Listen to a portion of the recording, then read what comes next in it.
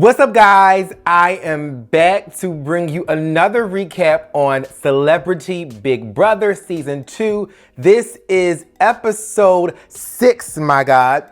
And I have to start where all of the drama was pretty much in this episode. And it was when the nominees who were up for eviction were announced. It was Dina and Tamar.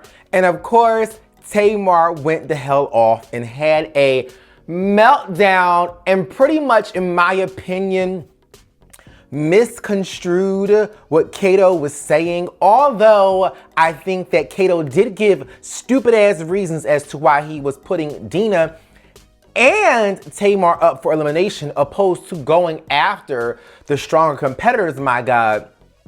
Tamar was a tad bit off. Tamar thought that he was coming for her being a parent because he mentioned she wanted to leave to go see her child. And then, of course, he called her out for not cleaning up behind herself, my God. And I do want to say something that I did not say in the last recap. Even though Tamar shouted out, "I am the one who is cooking," just because you cook for the house does not mean that you should not clean up after yourself when you're making a mess when you're cooking. Now, granted, that does not mean that you're supposed to be everyone else's maid, but you cooking should also mean you clean up after yourself when you're cooking, my God.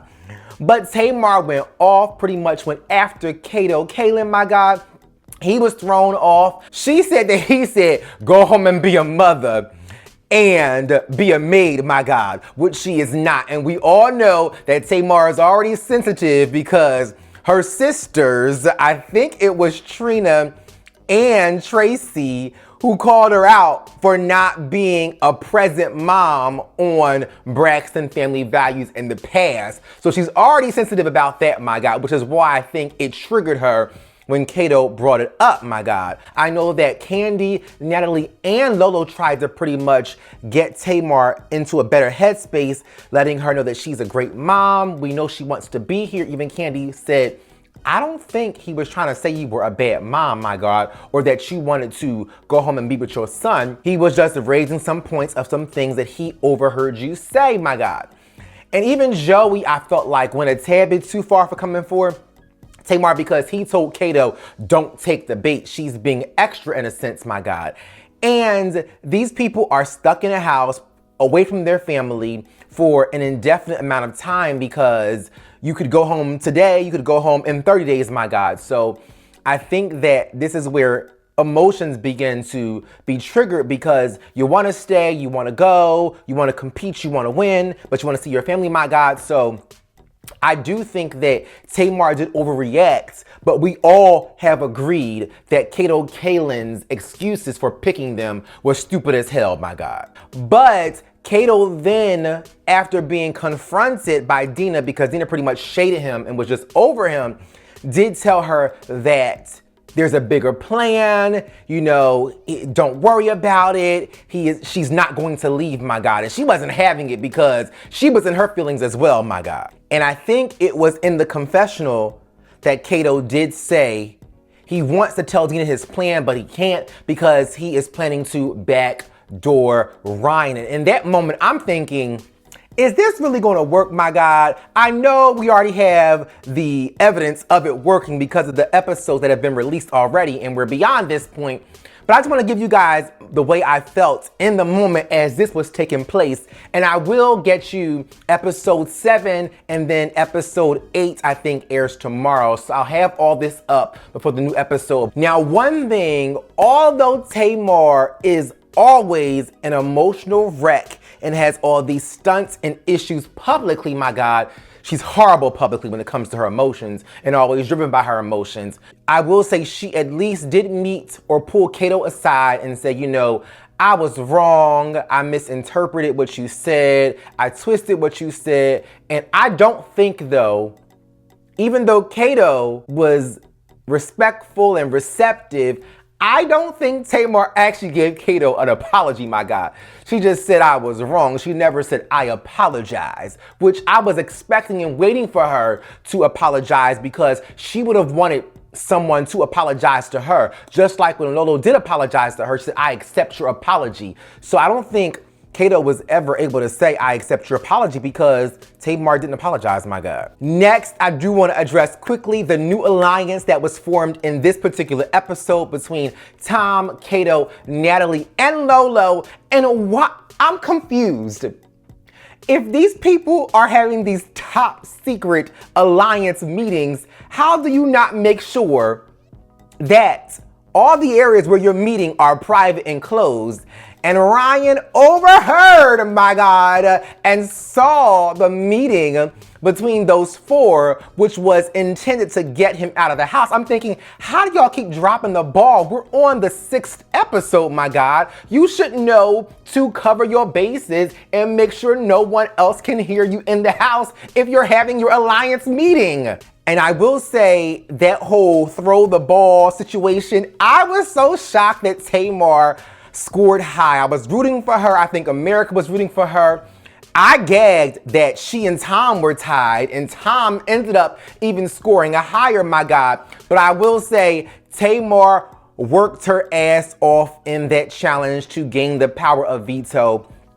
And although Tom won, Tom did save Dina, which was to be expected. I figured he would save her because she is like the mom of the house and the weakest link. I feel like although Candy is considered the weakest link, I think based on age, they consider Dina an even weaker link. But I've seen Dina pretty much hold her own more than Candy has so far in this show. And once Tom did win the power of veto, of course that gave Kato the chance to have his plan follow through. He put Orion on the chopping block. Now, what annoyed me is, I don't care how much you like someone, my God.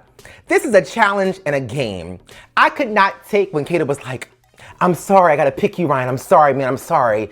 No, you're not sorry. You wanna win, my God. That's how the game goes. Then the gag was Ryan was evicted 6-1 and Tamar was saved. I'm telling you, as much as these people claim to not like the drama, my God, they kept Tamar's ass there over Ryan, which makes sense because if he is the strongest competitor, drama does not matter at this point. Y'all complain about arguments and Tamar turning up and popping off at night.